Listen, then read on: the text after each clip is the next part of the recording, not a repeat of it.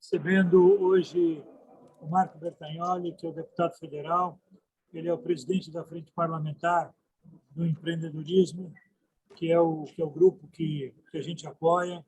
O nosso instituto apoia a frente, reiterando sempre que todas as terças-feiras estamos debatendo junto com os parlamentares, levando sugestões, e depois o Marco vai falar um pouquinho sobre o grande debate de ontem, a importância do debate de ontem.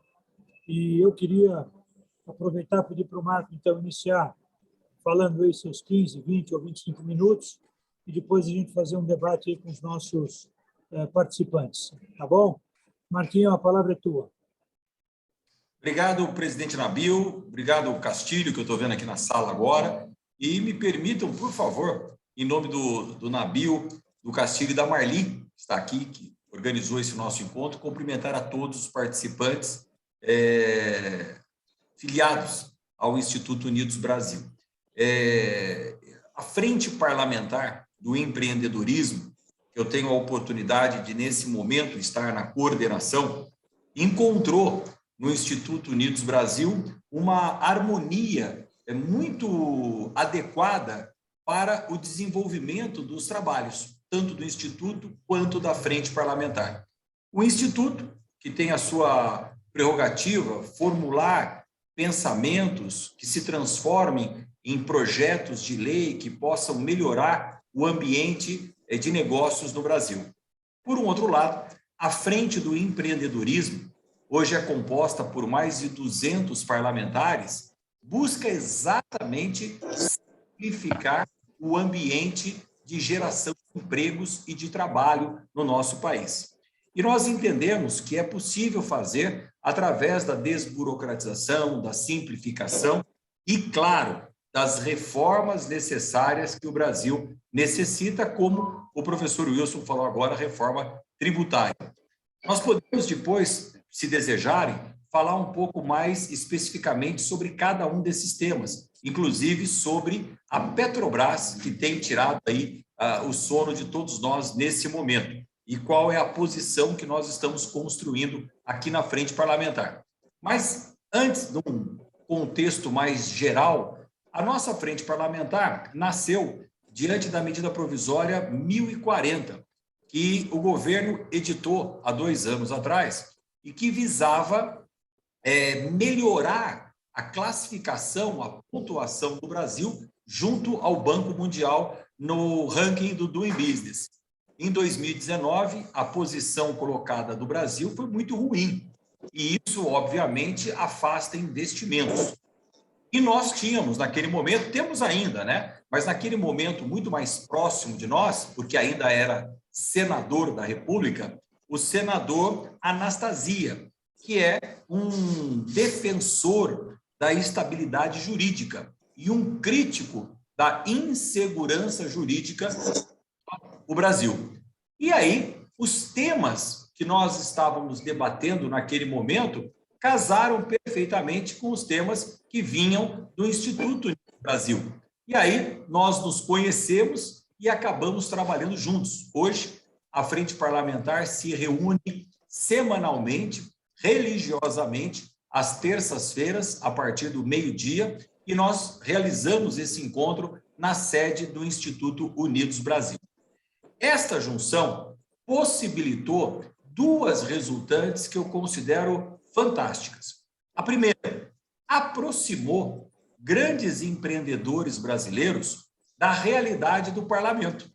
E hoje eu vejo que nos nossos encontros, muitos empreendedores, participantes do Instituto, acompanham os debates travados pelos parlamentares e entendem um pouquinho mais de proximidade como funciona o raciocínio lógico do parlamentar quando está debatendo uma legislação. Então, esse aprendizado para os empreendedores da realidade do parlamento, eu considero muito importante. Mas tão ou mais importante é o inverso. Nós estamos possibilitando aos parlamentares que estão se debruçando sobre a legislação ter o contato com cada um de vocês e fazem o que eu chamo do Brasil real, do Brasil do hoje, que está acontecendo nesse momento em todos os estados do país. Os parlamentares, entendendo, ouvindo, dialogando com cada empreendedor, têm uma base para a formação da sua convicção muito mais apropriada na hora de emitir uma opinião, na hora de realizar um discurso em plenário, ou mesmo na hora do voto. Hoje, já é um senso comum dentro da Câmara, por exemplo, a questão, professor Wilson, da necessidade da reforma tributária. Já não se discute mais se ela é ou não necessária, se ela deve acontecer ou não. É uma realidade. Claro que aí nós precisamos começar a discutir qual reforma tributária cada um entende como a mais adequada. Mas já há um consenso. Este consenso, nós temos trabalhado em projetos de lei que talvez não tenham a mesma visibilidade da reforma tributária, mas tem uma importância que se assemelha. Por exemplo, nós estamos, neste momento, trabalhando um projeto que é um dos mais importantes para a geração de crédito no Brasil, que é a Central de Garantias. E é um projeto que ainda não foi explicitado na mídia, que a imprensa não conhece, que 99,9% da população não sabe como vai funcionar. Mas é um projeto que vai injetar mais de 750 bilhões em crédito no Brasil a partir do ano que vem, assim que nós aprovarmos o projeto. Nós, na Frente Parlamentar, estamos debruçados nesse trabalho, esmiuçando cada vírgula para que o Brasil tenha uma central de garantias. E, basicamente, o que significa isso? Todo empreendedor, quando vai buscar um financiamento no sistema bancário para capital de giro, ou para aquisição ou reforma do seu imóvel, ou mesmo para compra de máquinas e equipamentos, acaba tendo que responder a primeira pergunta que o banco faz, que é a garantia. Como diz um amigo meu, o banco gosta de emprestar prata para quem tem ouro, não empresta prata para quem não tem ouro. Então não adianta, o banco quer uma garantia. Aí o empreendedor vai lá, pega um imóvel no valor de R$1 milhão para obter um financiamento de R$100 mil para a compra de um equipamento, de uma máquina. E acaba ficando com este imóvel de R$1 milhão preso naquele financiamento até a última parcela ser quitada, 24, 36, 48, 60 meses. A Central de Garantias nasce sob a tutela do Banco Central, que vai homologar cada central de garantias instalada no Brasil. E aí, você vai pegar o seu imóvel, ao invés de dar em garantia ao banco, você vai depositar o seu imóvel na central de garantias. E a central de garantias avaliza a sua operação no sistema financeiro. E aí, se você fez o depósito lá de um imóvel de R$1 milhão e depositou numa central de garantias que avalizou uma operação de R$100 mil, você continua com R$900 mil de possibilidade de aval. Uma segunda operação de crédito de R$300 mil para a compra de um terreno, vai lá, abate, debita desta central de garantias. Enfim, o mesmo imóvel que antes ficava preso numa operação vinculada de R$100 mil, agora vai poder avalizar 4, 5, 6 operações de crédito simultaneamente. E a Central de Garantias, sob a regulação do Banco Central, vai instituir qual é o papel. Eu imagino que nós vamos começar a ter várias centrais de garantias no Brasil, cada uma vinculada a um segmento econômico. Daqui a pouco nós vamos ter uma central de garantias mais apta a financiar micro e pequenas empresas, uma central de garantias mais apta a financiar o agronegócios, enfim. Mas eu só estou dando um exemplo de uma legislação que nós estamos muito atentos, debruçados e trabalhando, e que vai gerar oportunidade, segundo estimativas da própria Receita Federal, de 750 bilhões em crédito a partir de 2023. E isso não está na pauta da grande mídia. Além disso, os tetos, por exemplo, saindo da grande empresa agora, entrando na micro e na pequena empresa. Nós aprovamos... Oi. Oi, Daniel. Desculpa. Eu fiquei com uma dúvida que eu não entendi. A central de garantia, esses 700... O cara tem um imóvel de 1 milhão. Aí ele divide em 10 empréstimos de 100 mil para 10 bancos. A central de garantia, ela vai dar crédito ou ela só subscreveu, coordenou? Desculpa, eu não consegui, assim, não conheço o projeto e eu não sei se todo mundo entendeu. Por que vão gastar 700 bi? E é isso, aí eu não entendi, desculpa. Não, Daniel, é fácil. A Central de Garantias será uma instituição de direito privado que será autorizada a ser instituída pelo Banco Central. Aí nós, aqui do Instituto Unidos Brasil, vamos montar uma central de garantias vinculada a um instituto. Essa central de garantias funciona como um FGO, um Fundo Garantidor de Operações. Sou proprietário de um imóvel de R$1 milhão. Ao invés de eu dar este imóvel como garantia numa operação financeira ao banco, eu coloco esse imóvel como garantia na central de garantias. E quando eu for tomar um empréstimo no sistema financeiro, a central de garantias assina como avalista, eu estou aqui simplificando, né? Assina como avalista a minha operação. Então, a central de garantias garante que, em caso de inadimplência da minha parcela do financiamento, a central de garantias cobre este valor e executa a minha garantia, não o banco. Então, nós vamos ter uma diminuição na taxa de juros significativa, porque o banco não terá mais a incumbência de executar a garantia. Aliás, ele não vai ter nem a incumbência de avaliar a garantia, porque a central de garantia já fez isso. Então, o papel do banco de conhecer a garantia que você está oferecendo, de avaliar a sua garantia do ponto de vista valor venal e do ponto de vista valor contábil e documental, tudo isso a central de garantia já fez. E o risco do banco vai a zero, porque se eu me tornar um inadimplente, quem vai arcar com o meu débito é a central de garantias. Então, a taxa de juros que eu vou ter acesso vai diminuir muito. O que o Ministério da Economia diz é o seguinte: com a central de garantias, nós devemos alavancar 750 bilhões de crédito a partir de 2023, quando esse instrumento estiver em vigência no Brasil.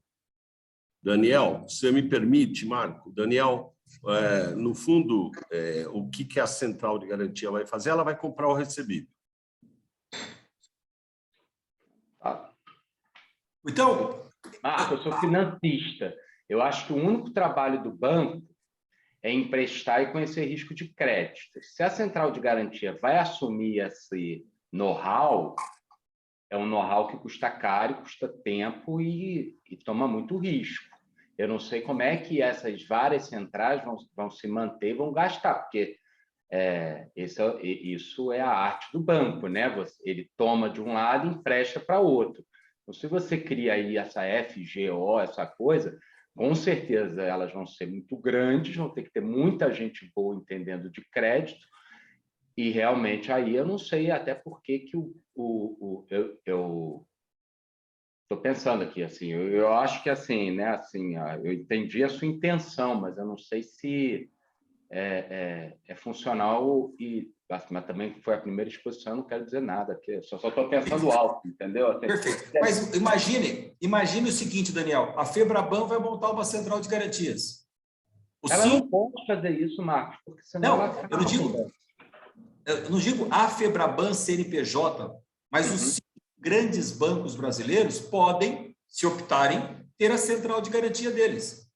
Enfim, eu estou dizendo aqui... Aí você está mudando, aí é como se você estivesse dando um subsídio para os bancos diminuírem suas taxas com esse dinheiro. Não, na realidade, isso vai ser normatizado pelo Banco Central. O importante é que este conceito, que nós não sabemos detalhes, tá? Mas este conceito, sem dúvida, como o Marco disse, eu concordo, vai alavancar o volume de crédito do país, porque onde você fica travado com um empréstimo de 10%, 20% sobre o total de 100% do valor do imóvel, agora você pode tomar, sei lá, 80%, 90%, não sei quanto vai ser o número, mas você vai alavancar, isso não tem dúvida. Eu não sei, gente, desculpa, eu só estou pensando alto aqui, tentando colaborar, entendeu? Eu acho até que o cadastro único já faz isso. Eu acho que se você chegar lá no Bradesco e falar, ó, eu tomo aqui, eu tenho uma casa de 1 milhão, eu já dei 100 mil, um lote, um quinhão dessa casa, você toma mais crédito. Não sei. Eu estou pensando assim. Mas talvez, Daniel, mas talvez o segundo crédito que você necessite não seja junto ao Bradesco, seja a compra do imóvel, seja a compra de um equipamento para a sua indústria. É um cadastro único. Mas tudo bem. Eu acho a iniciativa ótima. Estou pensando aqui se ela realmente só transfere risco de crédito. E aí fica uma coisa assim, com risco de crédito, pessoas que não são empregadas para fazerem análise de risco. Aí lascou. Mas aí nós temos que também imaginar, Daniel, que cada central de crédito desta que for instituída, ela vai passar pelos mesmos critérios de uma instituição financeira, é o Banco Central que vai regulamentar. Então, o Banco Central vai ditar, após a autorização dada pelo Parlamento, de que se institua no Brasil as centrais de garantias, como ela vai funcionar será regulamentado pelo Banco Central, até o capital mínimo de garantias que essas centrais terão que ter para poder operar. Mas, enfim, vamos em frente. Nós temos aí a possibilidade de colocar 750 bilhões de crédito a partir do ano que vem. O que eu quero dar com esse exemplo, Daniel, é que a reforma tributária ela é absolutamente necessária e muito difícil de ser feita. N motivos dificultam a reforma tributária, seja o aspecto político ou seja o aspecto prático da repartição do todo do bolo entre os entes federativos. Mas nós precisamos avançar no ambiente que nós estamos trabalhando. Esse segundo ponto, por exemplo, que é cuidar das micro e pequenas empresas, aumentando o teto que hoje limita a pequena empresa no Brasil, nós precisamos fazer uma referência com a realidade, né? Hoje, uma empresa de pequeno porte tem como limite R$ 4.800.000 de faturamento por ano. Desde 2006, quando o Instituto da Micro e Pequena Empresa foi criado, nós não temos uma atualização adequada deste valor. Em 2016, foi feita uma correção de 3.600.000 para os 4.800 que são os atuais, mas não seguiu a atualização correta. Então, nós temos um projeto que já foi aprovado na Comissão de Finanças na semana passada, que diz o seguinte: o valor de 2006 nós atualizamos para 2022, exatamente para que em 2023 nós tenhamos o mesmo valor proporcional de 2006. Nós não estamos aumentando em nenhum centavo o teto da pequena empresa no Brasil. Nós estamos apenas atualizando, utilizando o IPCA, que é o índice oficial do Brasil, para esse exercício matemático. Esta limitação, que hoje está em 4.800.000, se nós corrigirmos, nós estaríamos levando para 8.640.000. Qual é o nosso grande opositor nesse projeto? É a Receita Federal do Brasil, que na semana passada, quando nós aprovamos o projeto, apresentou um relatório, a Receita Federal, de que a atualização representaria uma renúncia fiscal de 60 bilhões de reais, o que nós não concordamos. Por quê? Se isto representa 60 bilhões de renúncia, o inverso é proporcional. Significa que a Receita está cobrando 60 bilhões a mais só na correção, no imposto inflacionário desses anos por não ter atualizado a tabela do Simples Nacional. Então, veja quanto dinheiro está sangrando nas nossas empresas apenas pela não atualização da tabela. Quando a Receita Federal apresentou este cálculo, só me fez ter mais convicção que nós estamos corretos na atualização. A Receita Federal diz, não, mas vai ser uma renúncia. Mas espera um pouquinho, para. Vamos para o Brasil real. Você acha que algum empreendedor que quando estiver vendendo no ano 4.790.000, ele vai estourar o limite? Ele vai perder o Simples Nacional dele para o ano seguinte? Não. Ele já montou a segunda microempresa no nome da esposa. Ele montou a terceira no nome do pai, outra do filho, outra do Espírito Santo. É uma fábrica de microempresas. Por quê? Porque não há uma atualização dos valores. Aí você vai me dizer, claro, isso vai acontecer com 8.640.000 também. Mas sempre vai acontecer, porque sempre vai ter um corte. Mas o que nós estamos é incentivando uma fábrica de microempresas por não estarmos dando a atual atenção a este limite. Porque uma coisa interessante, meus amigos, uma pequena empresa que fatura 4 milhões de reais por ano, ela está pagando mais imposto em valor absoluto do que uma empresa que esteja no lucro presumido. Aí você me pergunta, mas Roberto, olha, se ele é uma microempresa e paga mais no Simples do que no lucro presumido, por que ele não migrou de uma vez? Ele não migrou porque o grande problema do lucro presumido é que ele é um lucro complicado. O camarada fica no Simples simplesmente para ter a segurança que ele está fazendo certo. Ele guia, através de uma única guia, ele recolhe todos os seus impostos. Então, o que nós deveríamos fazer é ter um modelo do Simples para todas as empresas e não apenas para as pequenas empresas, porque é a simplificação do sistema tributário, né, que nós temos que sempre estar buscando. O problema não são os 35% de imposto que nós pagamos. O problema é a forma, é essa parafernália tributária que nós estamos indo tentando superar. E, por fim, um exemplo objetivo das nossas conquistas enquanto frente parlamentar. Hoje, professor Wilson, nós temos, no âmbito da Receita Federal, o CARF, o Conselho Administrativo da Receita Federal, aonde todos os recursos oriundos de aplicações de multas que as nossas empresas recebem são esses recursos avaliados no CARF. Primeira instância, segunda instância e CARF. Nós, através da lei do ambiente de negócios, mudamos a estrutura do CARF. Porque a estrutura do CARF hoje, ou até ontem, era a seguinte: 50% da sua composição são membros indicados pela Receita Federal, 50% da sua composição são membros indicados pelas entidades classistas, Fiesp, CNI, CNA, enfim, e aí essa composição paritária recebe uma análise de uma solicitação de revisão de uma multa, e aí eles analisam objetivamente aquele caso. E se entenderem que há um equívoco da fiscalização, contribuinte. Se entenderem que a fiscalização está correta na aplicação daquela penalidade, está valendo a multa. Agora, se houver empate, metade entende que está errado, metade entende que está certo e empatou, o voto de qualidade do CARF é do presidente. O presidente, por estatuto do CARF, sempre é o indicado pela Receita Federal. Então, em caso de empate, nós colocamos na mão da Receita Federal para decidir. Na lei do ambiente de negócios, nós acabamos com o voto de qualidade do CARF. E aí eu usei uma lógica muito simples, Marli.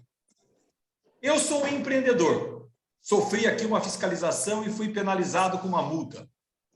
Recorro à primeira instância, recorro à segunda instância e vou ao CARF. A questão é tão complexa que o CARF não se entende. Metade é a favor, metade é contra a minha empresa. Ora, só o ato de ter gerado uma dúvida e especialistas terem empatado na sua decisão já demonstra a complexidade da autuação. Portanto, se os especialistas não se entenderam, não sou eu, o empreendedor, que estou focado no meu negócio, que tenho que entender o que a própria Receita não esclareceu. E aí, o que nós fizemos? Em caso de empate, pró-contribuinte. Acabamos com o voto de qualidade. Eu não sei se todos aqui têm a ideia e a noção do quanto isso mudou na aplicação de penalidades pela Receita Federal nas empresas brasileiras. A coisa foi tão longe que, neste ano, após a promulgação da lei, a Receita Federal foi ao STF para derrubar a legislação que nós fizemos. E um dos argumentos que a Receita utilizou é que esta mudança de interpretação geraria uma renúncia fiscal. E aí o ministro Alexandre de Moraes deu um voto brilhante. Ele disse o seguinte, entre outras, colocações: se a Receita Federal está interpretando que a autuação, multas, são receitas tributárias, já demonstra que está equivocado. Já demonstra que está errado, porque multa não pode ser receita tributária. Estão fazendo da multa um instrumento de receita. Então, acabou com a pretensão da Receita. Hoje está 5-1 para nós. 5 votos de ministros a favor da nossa legislação e só um contrário. Vamos nos ganhar. Mas enquanto a lei está valendo, 680 milhões de reais foram cancelados de multas só nesses primeiros 5 meses do ano de 2022, com a interpretação que nós demos. 680 milhões de multas foram suspensas. Então, eu estou aqui só Marco, mostrando a vocês o que nós podemos fazer juntos, enquanto frente parlamentar, enquanto instituto, se nós pensarmos o ambiente de negócios do Brasil de uma forma bem dia a dia, sem perder de vista, claro, as grandes reformas como a tributária. Por fim, meus amigos, Nabil, independente do governo que virá, que é a grande preocupação que a Marli colocou, nós precisamos ter um parlamento forte. E precisamos ter no parlamento parlamentares que estejam alinhados com o nosso pensamento liberal, alinhados com quem gera emprego e paga impostos no Brasil. Porque seja o governo A ou o governo B, se nós tivermos um parlamento forte, nós vamos continuar promovendo legislações, vamos continuar defendendo a empresa brasileira. O que nós não podemos é ter uma falta de representação nossa no parlamento. Aí o executivo atropela. Mas nós estamos mostrando aí uma capacidade de articulação muito significativa. Enfim, era só uma abertura, me coloco à disposição de todos. Muito obrigado pela oportunidade mais uma vez. obrigado, Marco. Eu queria aproveitar agora, Marco, que eu estou numa feira aqui na Expo Center Norte, junto com o Wander também está na área de shopping center. Eu estou olhando a feira da ABF também de shopping center e o meu som aqui está muito ruim, mas eu vou tentar fazer uma primeira colocação. Depois eu vou pedir para o Telemaco Brandão, que é um empresário que esteve ontem conosco, assistiu o nosso debate sobre aquilo que mais nos preocupa, que é a segurança jurídica. Ele vai fazer uma pergunta também, e o Wander também quer fazer uma pergunta. Mas a colocação que eu quero fazer, Marco, é exatamente no temário de ontem. Nós tivemos, há 20 dias atrás, um grande evento em São Paulo sobre segurança jurídica. Eu ontem saí muito entusiasmado do trabalho da frente, do trabalho do Instituto, em relação à proposta do deputado. Eu queria que você falasse um pouquinho sobre isso, para dar o gancho depois para o Telemaco dar uma grande sugestão que ele me passou ontem. Eu até pedi que ele participasse hoje, que é um empresário de Goiás, para ele fazer a sua colocação também. Fala, Marco. Olha, mais uma vez, obrigado. O Telemaco esteve conosco lá ontem, foi uma satisfação. Aliás, o que está realmente, meus amigos, fantástico na frente parlamentar do empreendedorismo é que todas as terças-feiras, por esta questão muito repetitiva que nós estamos fazendo, de toda terça estarmos discutindo temas muito apropriados, nós temos uma participação bem significativa. Nós tivemos lá na última semana 20 e tantos parlamentares numa terça-feira. Olha, isso é muito difícil, é muito difícil. É 5% da Câmara participando de uma reunião nossa. Então, a frente realmente hoje ganhou a respeitabilidade e ganhou ali a simpatia da Câmara Federal. Então, esse é um gol que a gente precisa registrar. E aí, através dessa respeitabilidade, dessa simpatia na participação dos nossos almoços, todas as terças-feiras nós levamos temas, e muitos polêmicos.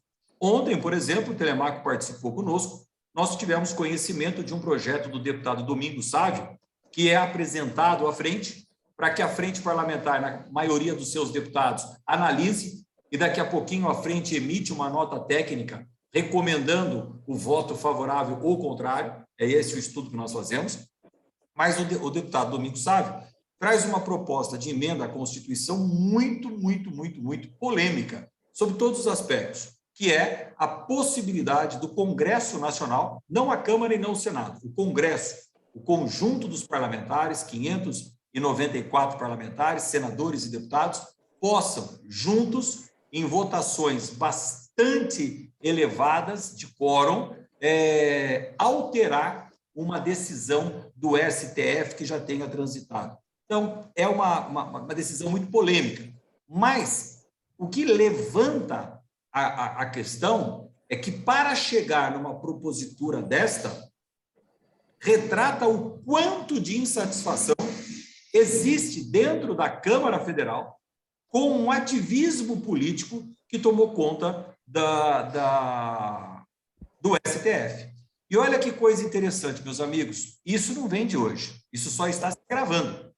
Nós tivemos ontem a participação no nosso almoço, Telemaco presenciou, do ex-deputado Marum, o Carlos Marum, que foi ministro da Casa Civil do então presidente Michel Temer.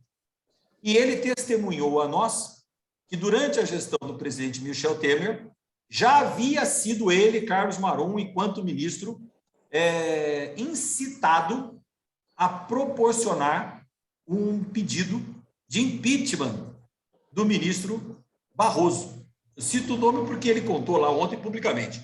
Então, se naquele momento, alguns anos atrás, o Michel Temer já teve, não ele, mas o Marum, este pensamento, é porque já havia dúvida desse ativismo que tomou conta do STF. E, por fim, colaborando com todos aqui, conversando com um amigo semana retrasada, ele me fez a seguinte pergunta: Marco, você já visitou a Suprema Corte Americana? Eu respondi: só nas escadarias, né? Aquela foto de turista na frente da Suprema Corte na escada. Nunca tive a oportunidade de ver o funcionamento da Suprema Corte Americana. E esse meu amigo me disse o seguinte: Marco, primeiro, pouquíssimas pessoas conhecem todos os ministros da Suprema Corte Americana, né? Eles se fecham, tomam pouquíssimas decisões por ano. A hora que o veredicto é apurado, um porta-voz abre a porta e diz o seguinte: a Suprema Corte Americana decidiu que... decisão. Fecha a porta. Nenhum ministro é popstar, nenhum ministro está ali exposto à sua opinião, à sua palavra. E aqui nós temos exatamente o contrário, né? Nós temos capas de revistas, capas de jornais, nós temos uma ação midiática onde os nossos ministros se tornaram realmente participantes ativos do debate. Isto, certo ou errado, provoca, Telemaco, uma reação como esta que o deputado Domingos está de propor uma ação revisional das decisões do Supremo na Câmara dos Deputados e no Senado Federal. Sem entrar no mérito, eu quero dizer que nós vamos ter muito trabalho pela frente. Obrigado, Marco. Telemaco, faça a sua pergunta, a colocação que nós conversamos ontem, por favor. Boa noite, senhor Nabil. Boa noite, deputado. Boa noite, os presentes aqui também. Satisfação estar com vocês. Ontem, numa conversa que nem era a nossa pauta, eu tive a oportunidade de pontuar algumas questões em relação a esse projeto de emenda constitucional. A motivação é totalmente justificável, eu anulo, né, concordo com tudo que foi dito ali, pelo menos os presentes ali, em geral, expressaram essa indignação com esse ativismo judicial. Eu, né, fui apresentado aqui como empresário, sou empresário, mas a minha atividade, minha formação é como jurista, sou advogado, e mais que isso, comentarista, analista de rádio e TV, e nós tivemos a oportunidade de ter um debate profundo sobre esse projeto, né, de emenda constitucional. E 2 pontos que eu acho bastante relevante, eu quero trazer a sugestão, né, para chegar aí eventualmente no debate. Primeiro, é que a gente corre um risco. Já há mecanismos na nossa Constituição que eu entendo que falta regulamentação apenas. A inclusão dessa nova proposta, a ideia dela é que o parlamento tenha o poder de eventualmente revogar decisões do Poder Judiciário. Faz muito sentido, porque o papel dos poderes é equilibrar, né, um e o outro, evitar abusos, né, no sistema de freios e contrapesos. Mas, como eu disse, já há mecanismos para esse, e esse novo pode eventualmente proporcionar o que a gente quer evitar, porque tudo isso existe para evitar tiranias. Nós tivemos um governo no passado que, através do sistema do mensalão, ele cooptou o Congresso Nacional. Eventualmente, isso acontecendo, esse mesmo, né, chefe de executivo ele estaria cooptando o Congresso Nacional e neutralizando a ação do Judiciário. Eu acho que ninguém aqui quer isso. Por outro lado, o artigo 52 da Constituição, e aí vai a minha sugestão, isso aqui é uma crítica para eventualmente ir na frente o projeto ele ser trabalhado para evitar esse risco. Mas o artigo 52 da Constituição diz que punir, né, e aplicar impeachment, que a gente fala, né, os ministros do STF, seria prerrogativa exclusiva dos senadores, porque de fato são eles que colocam os ministros, o presidente só indica. Então, eles que podem eventualmente tirar. O que eu entendo, deputado, e a minha sugestão é nesse sentido, que eu acho que seria algo pragmático e objetivo, seriam, e aí no caso eu entendo, aí o senhor pode me corrigir se eu estiver errado, a regulamentação que é em termos, né, de regimento interno da casa, seria uma alteração por lei que prevaleceria sobre o regimento interno, que determinasse, como a gente viu o exemplo ontem, que há pedidos de impeachment, mas eles ficam engavetados. Então, eu entendo que deve haver um projeto de lei para determinar, primeiro, que o presidente da casa não pode trancar decidir se vai ser pautado ou não, ter data para ser pautado. Segundo, data para prazo para ser julgado.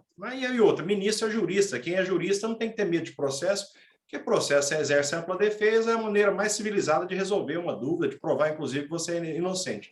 Então, ter prazo para ser incluído em pauta, prazo para ser julgado, e mais que isso, no ponto que eu vou mencionar agora, tem uma polêmica, que é o quê? O voto sigiloso dos senadores.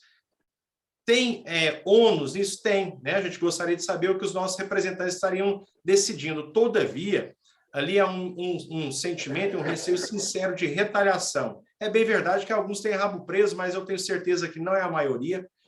Outros que não têm medo de eventualmente ser retalhados, e a gente sabe que infelizmente, né, os ministros já têm demonstrado isso, né? Essa sanha retaliatória, essas atitudes arbitrárias.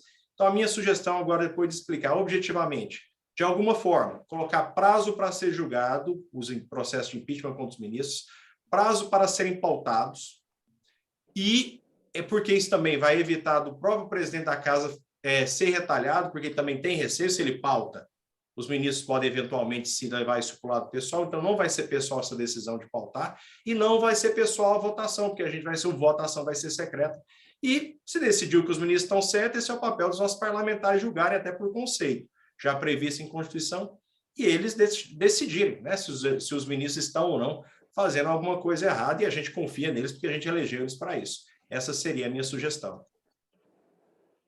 Obrigado, Telemaco.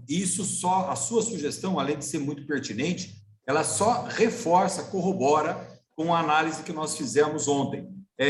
Eu não saberia dizer, e nós precisaríamos ter aí um aprofundamento muito grande no aspecto jurídico para ver qual é a melhor maneira de nós criarmos esse sistema de freios e contrapesos mais adequado.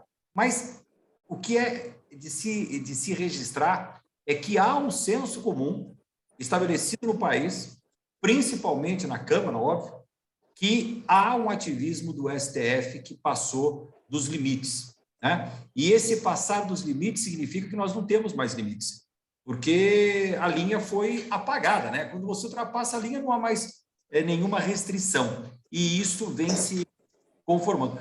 Mais uma vez, quero parabenizar aqui o Instituto, que promoveu há 2 semanas atrás um evento em São Paulo, que eu tive a oportunidade de estar presente, e o professor Dr. Ives Gandra fez uma palestra brilhante. Aliás, eu sugeriria aqui, Nabil, que a gravação daquela aula, daquela palestra magna, que o nosso Ives Gandra fez com tanta pertinência, com apontamentos concretos desta ingerência do STF, fosse disponibilizada para todos nós, porque aquela ali é uma aula que eu gostaria de assistir 2, 3, 4 vezes, para corroborar, confirmar e fortalecer as nossas posições. Mas, enfim, Telemaco, nós vamos ter muito trabalho. Por isso que nós temos que estar atentos ao congresso que nós teremos a partir do dia 1º de janeiro de 2023. É fundamental.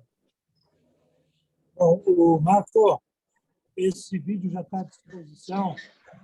Os nossos colaboradores já receberam. Eu vou passar para você também. Eu sei que o Wander vai ter que sair. Deixa o Wander fazer a pergunta, depois eu passo a palavra para você. E a qualquer momento o meu som está meio complicado, talvez eu tenha que sair, mas aí a Mali continua. E tem uma pergunta que depois do Wander, eu queria deixar para você, as pessoas que quiserem fazer uma colaboração hoje para o seu deputado, dá uma explicação, porque tem muita gente que me pediu para fazer essa pergunta, como é que elas podem fazer a contribuição. Então, Wander, faz a tua pergunta, depois o Marco engatilha na resposta das duas, tá bom? Obrigado, Nabil. Boa noite a todos. Boa noite, deputado Marco Bertagnoli. Aproveito a oportunidade para, mais uma vez, parabenizá-lo pelo seu trabalho à frente da Frente Parlamentar do Empreendedorismo. Não só isso também, como o seu trabalho no parlamento é uma referência para todos nós do bom trabalho, da boa conduta. Eu estive num evento em Brasília recentemente, onde você recebeu ali um certificado de um dos parlamentares de mais destaque, né? No Congresso. Então, para nós é uma honra poder estar interagindo com você, poder trocar algumas ideias. Então, meus parabéns aqui em nome do Instituto e do Conselho do Unidos Brasil. Eu peço perdão pelo áudio, eu estou na feira da Abrace, da Associação de Shopping Centers, que felizmente está um sucesso, lotada. Isso é um retrato de que a economia está voltando, a economia ela vai seguir adiante, independentemente do cenário político. Isso é uma boa notícia para todos nós brasileiros. A minha pergunta, Marco, vai no sentido do próximo ano, que, como você destacou, independentemente de quem, né, será o presidente do país, é importante termos um parlamento forte. E, no primeiro ano de mandato, geralmente, né, nos cargos majoritários, há uma boa integração com o parlamento em relação a reformas importantes, reformas estruturantes. E, durante um tempo, andou a discussão sobre a reforma tributária e se andou pouco sobre a reforma administrativa.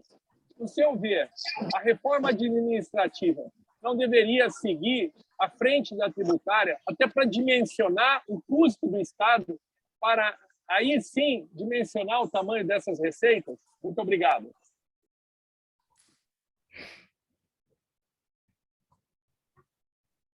Oi, cadê aqui? Perdi. Wander. Eu estava procurando o Wander aqui, sumiu aqui da minha tela. Mas, obrigado. Apareceu aqui. Wander, obrigado pela pergunta, obrigado pela oportunidade. Você é sempre um amigo muito generoso com seus comentários a respeito do nosso trabalho. Mas eu entendo que essas duas reformas precisam ser feitas no início do governo. Há um amadurecimento, um maturamento que já estabeleceu a necessidade. A reforma previdenciária, quando eu assumi em 2019 a Câmara dos Deputados e cheguei, a primeira reforma proposta foi a reforma previdenciária, mas já havia, dentro de todos os parlamentares que lá estavam, uma conscientização muito clara da necessidade de uma reforma previdenciária. É claro que os pontos foram discutidos, há controvérsias, alguns concordam, não concordam, mas, enfim, havia um senso já estabelecido de que a reforma previdenciária era necessária. Hoje, não há quem conteste a necessidade de uma reforma tributária. Não há quem conteste a necessidade de uma reforma administrativa. Claro que, como eu disse no início para o professor Wilson, nós vamos discutir qual a reforma que nós queremos, porque aí há controvérsias, mas a necessidade é unânime. Mas há que ser uma decisão de governo. O presidente eleito, quando chega no seu primeiro ano de governo, tem a legitimidade, a força, a representatividade do voto popular para defender esta reforma. E nós vamos precisar estar lá para ajudar a colocar os pingos nos is. Porque a reforma tributária, do ponto de vista governo, ela sempre é visando uma arrecadação maior. A reforma tributária, do ponto de vista dos municípios, sempre será defendendo a sua arrecadação. E a reforma tributária que nós todos desejamos no Brasil é uma que simplifique a máquina arrecadatória, que simplifique a forma pela qual nós contribuímos com os nossos impostos. E, se possível, pagarmos menos. E aí todos possam pagar e todos juntos paguem mais do que nós pagamos hoje. Então, são conceitos que nós precisamos defender. A reforma administrativa ela é necessária, não é só agora pela utilidade do serviço público prestado, é porque a máquina ultrapassou o limite e nós temos já setores absolutamente obsoletos, sem nenhuma finalidade dentro do governo estadual, municipal e até federal, que é o caso da nossa reforma administrativa, que é onde se concentra itens muito mais necessários. Nós vamos ter muito trabalho. Qual é o nosso papel? E aí eu acho que é o que nós temos que concentrar a nossa conversa. A Frente Parlamentar do Empreendedorismo precisa continuar trabalhando, precisa continuar forte, com 207 parlamentares que têm um pensamento alinhado ao nosso. Eu torço para que esses 207 parlamentares, com os senadores, estejam na Câmara o ano que vem, porque os pensamentos são muito próximos ao que nós estamos discutindo aqui, e nós juntos possamos defender a reforma tributária que nós acreditamos, a reforma administrativa que nós desejamos, para que haja o peso e contrapeso das ideias dentro dessas reformas. Eu não tenho dúvida alguma que elas serão colocadas em prática agora, em 2023, no primeiro ano de qualquer que seja o governo, a necessidade é estabelecida. Muito obrigado, Marco. Bom, eu vou aqui assumir que o Nabil está com um problema de microfone. Vou dar uma mão aqui, eu e a Mali ajudamos vocês. Quem é que estava aqui na lista para fazer mais perguntas? O Cláudio, você gostaria de falar alguma coisa?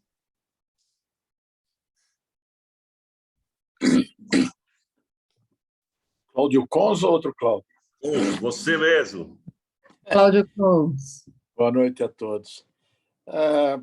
Ouvindo com muita atenção tudo isso, a gente vê aí as dificuldades, mas eu entendo que os nossos deputados, aqueles que fazem parte do nosso grupo, deviam nos dar, assim, uma certa lista de prioridade. Nós sabemos a nossa prioridade, mas eles podiam, de alguma forma, também sinalizar aquilo que talvez esteja mais fácil, seja porque ela é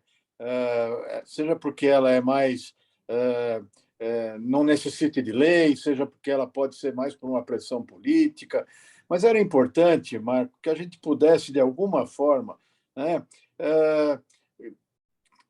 conquistar resultados, né? O que a gente vê é muita discussão, a gente discute muito, mas a gente fica nessas questões que a gente não avança, né? Eu acho que poderia ser simplificada a reforma tributária sem necessidade de leis. Deve ter milhares de coisas que hoje são entraves, né, que poderiam ser resolvidas com medidas infralegais. Eu acho que falta um pouquinho também de vocês essa orientação para nós, porque nós temos muito boas intenções. A gente quer apoiar, a gente quer resolver, mas às vezes a gente fica cansado de não ver a solução de nenhum desses problemas, porque eles continuam sendo muito discutidos. Não sei, Marcos, se se é possível que vocês também consigam estabelecer algum tipo de prioridade, que a classe empresarial gosta de ver resultado, né? Olha, Cláudio, obrigado pela sua colocação. E isso só demonstra, na sua fala, o quanto é importante o papel do Instituto Unidos Brasil para nos ajudar a aproximar, nós que legislamos, desse Brasil real. Nós tivemos nessa legislação conquistas exatamente sintonizadas com o que você deseja. E nós acabamos não conseguindo dar a divulgação correta. E o conhecimento popular acaba não acontecendo. Eu poderia citar para você aqui pelo menos umas 10 medidas que nós conquistamos nesses últimos 2 anos, exatamente por não termos a reforma tributária. Nós fomos fazendo reformas, micro-reformas, no dia a dia e que já beneficiaram muito quem empreende no Brasil. A Lei da Liberdade Econômica trouxe um novo conceito para quem empreende no Brasil. Ela foi aprovada por unanimidade na Câmara 2 anos atrás e mudou radicalmente a relação de se abrir, de se gerir, de se administrar uma empresa. Aí veio a lei do ambiente de negócios, que nós alteramos mais de 60 legislações, inclusive cancelando muitas delas que eram legislações obsoletas e que só geravam o famoso custo Brasil. Na sequência, criamos um novo instrumento tributário no Brasil, que é o contribuinte legal, uma legislação que permite a transação fiscal, um instrumento que não existia no Brasil, nós que criamos, a partir do parlamento, a partir da nossa força da frente parlamentar, aprovamos com votos contrários da esquerda, mas aprovamos, e hoje a Receita Federal está permitida e amparada por lei a conversar com o contribuinte e entender a sua capacidade contributiva para estabelecer um parcelamento adequado ao seu porte de pagamento. E foi nessa lei que nós acabamos também com aquele voto de qualidade do CARF que eu me referi. Nós fizemos a legislação do PRONAMP. E na legislação do PRONAMP, que é um Programa Nacional de Apoio à Micro e Pequena Empresa, a qual eu fui o relator, conversando aqui com o Instituto Unidos Brasil, Cláudio, nós fizemos uma conquista gigantesca. O PRONAMP era um programa temporário que nasceu durante a pandemia para uma vigência de 3 meses e só para empresas que faturariam até 4.800.000 por ano. Nós transformamos esse programa num programa perene e eu ampliei o faturamento de 4.800.000 para 300 milhões ano, para atender um financiamento dentro do Fundo Garantidor do PRONAMP, todas as empresas médias do Brasil. Estamos fazendo agora a lei da Central de Garantias e estamos fazendo também a legislação agora do reempreendedorismo.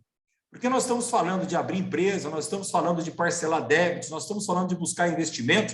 Veja que todas essas legislações que eu tenho trabalhado na frente, elas são sinérgicas, elas se encontram no ambiente dessa empresa. De um lado, liberdade econômica e ambiente de negócios. Simplifica a legislação da abertura e da vivência da empresa. Do outro lado, lei da transação fiscal, Refis, que nós possibilitamos o pagamento de débitos. Embaixo, PRONAMP e o PEAC, Programa de Estímulo ao Crédito, que nós fizemos este ano e que deve injetar 80 bilhões de crédito no mercado. Agora vem a legislação da Central de Garantias e o reempreendedorismo. Porque se nós estamos falando que abrir uma empresa e mantê-la no Brasil é difícil, fechar é impossível. Você vai para o resto da vida carregar essa empresa no seu colo, ainda mais se ela tiver dívidas. E nós estamos criando o quê? O reempreendedorismo, que é a recuperação extrajudicial de micro e pequenas empresas e médias empresas. Porque nós temos a recuperação judicial no Brasil, mas só quem utiliza esse instrumento são as grandes corporações, porque elas têm grandes escritórios de advocacia, grandes questões para serem superadas.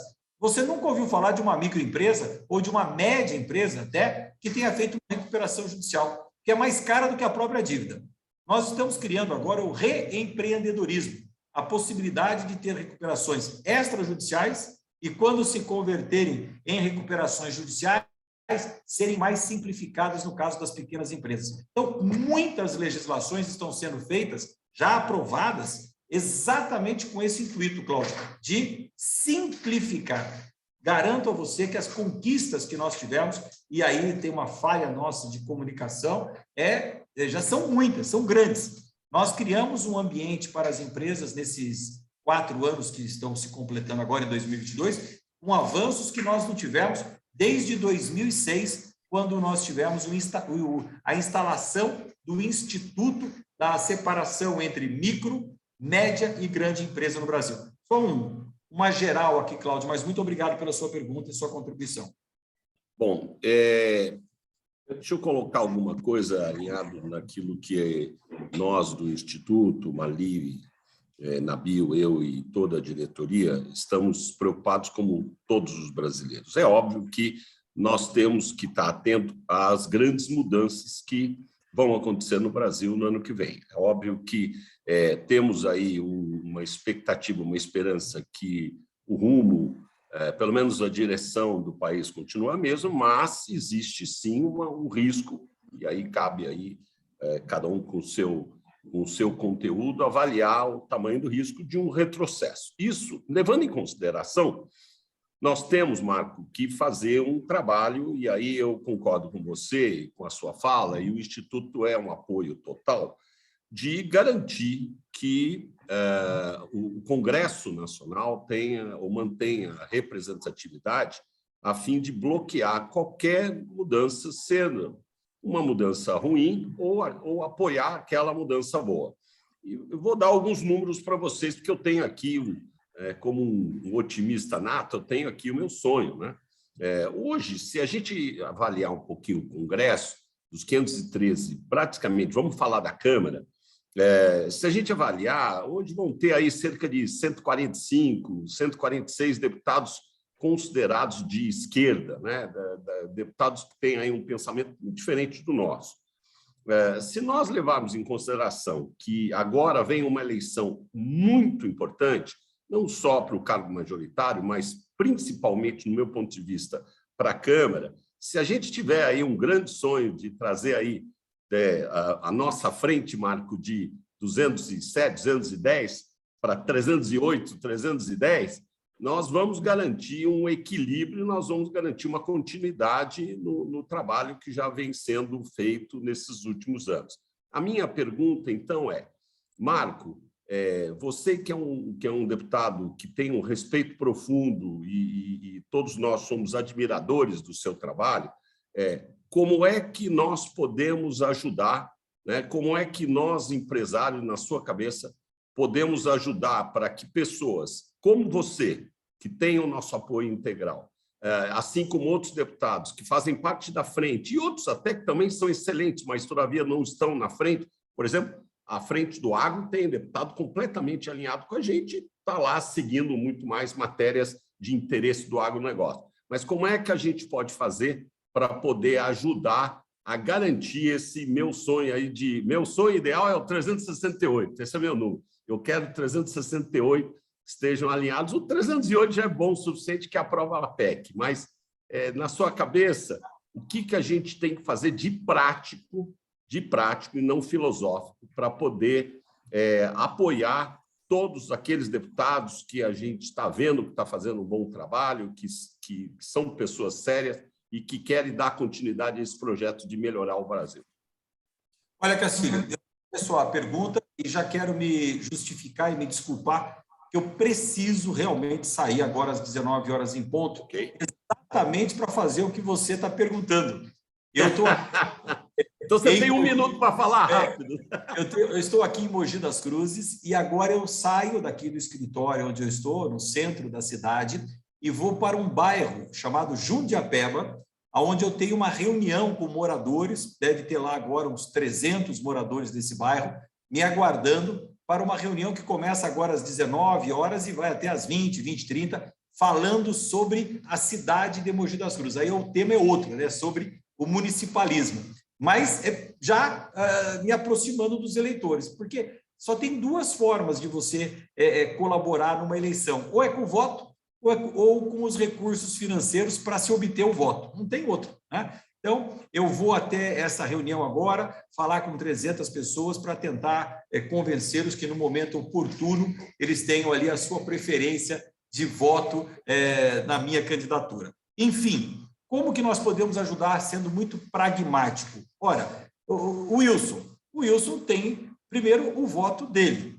Segundo, o Wilson tem uma área de influência, seja na família, seja nos amigos, ou seja na empresa.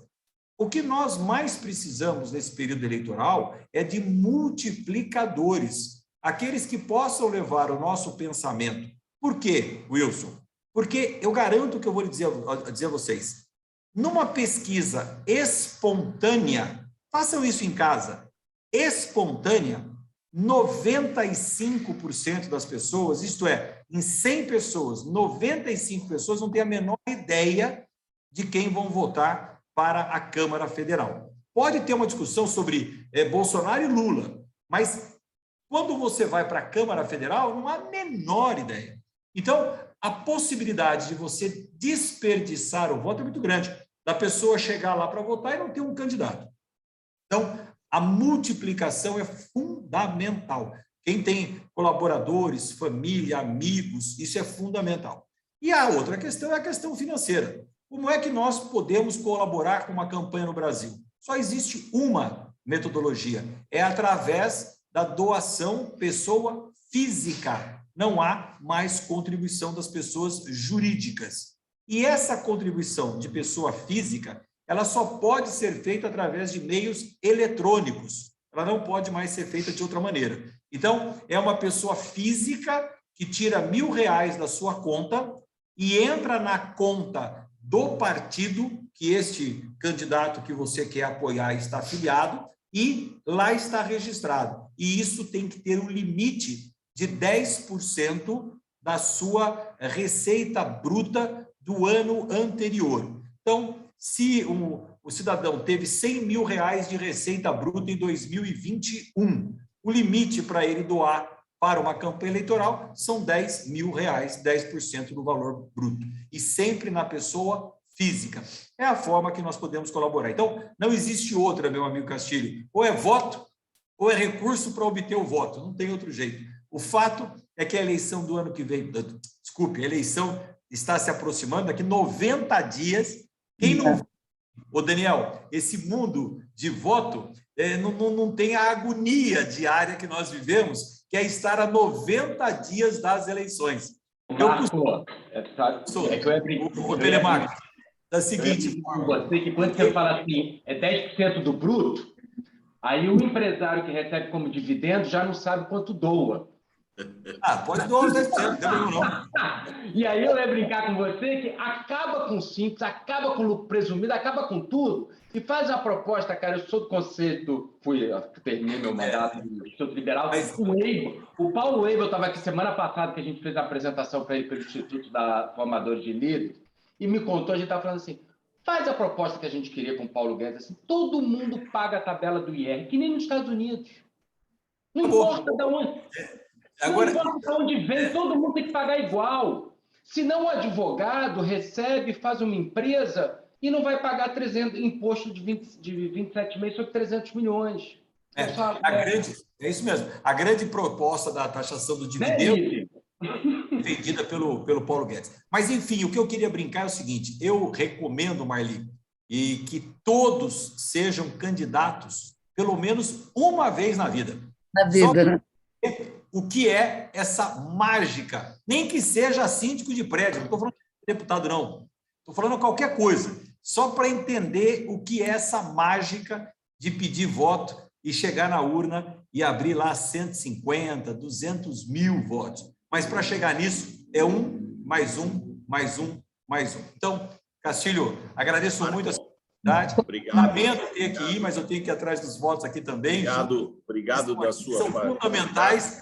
Mas, por favor, seja através da conquista do voto ou do apoio financeiro, são muito importantes para que a gente possa fazer uma boa campanha eleitoral e continuarmos presidindo essa frente parlamentar tão importante para o Brasil no ano de 2023 a 2026. Agradeço muito essa oportunidade, sou muito grato e reconhecedor do esforço que o Instituto Unidos Brasil faz para trazer o pensamento do setor produtivo brasileiro a este setor que legisla e que precisa estar cada vez mais sintonizado com aqueles que fazem o Brasil real acontecer, pagar impostos e gerar empregos. Obrigado. Marco, obrigado pela participação. Eu agradeço a todos. E, Marco, você pode ter certeza que você é meio o nosso guru no sentido de colocar um grupo de parlamentares que tenham esse mesmo pensamento, essa mesma atitude que você tem como pessoa e como parlamentar. Parabéns e obrigado. Marcos, vamos repetir, porque ficou faltando muita coisa, né? Tenho certeza que as pessoas querem te ouvir muito mais, então vamos marcar, vamos agendar. Nem falamos sobre o que você tocou no assunto, que é a Petrobras. Nossa, e tem mais a corrupção, a volta da corrupção, né? Temos tanta coisa para falar, acho que a gente tem que repetir. Pode, a gente faz outra amanhã, sábado, domingo. Temos 90 dias, temos 90 dias. E essa conversa é boa, porque cada um está no seu ambiente, é gostosa, é fácil, a gente pode fazer quantas forem necessárias. Agradeço muito a oportunidade. Fiquem com Deus. Senhores, muito obrigado. Obrigado, uma boa noite a todos. Boa noite.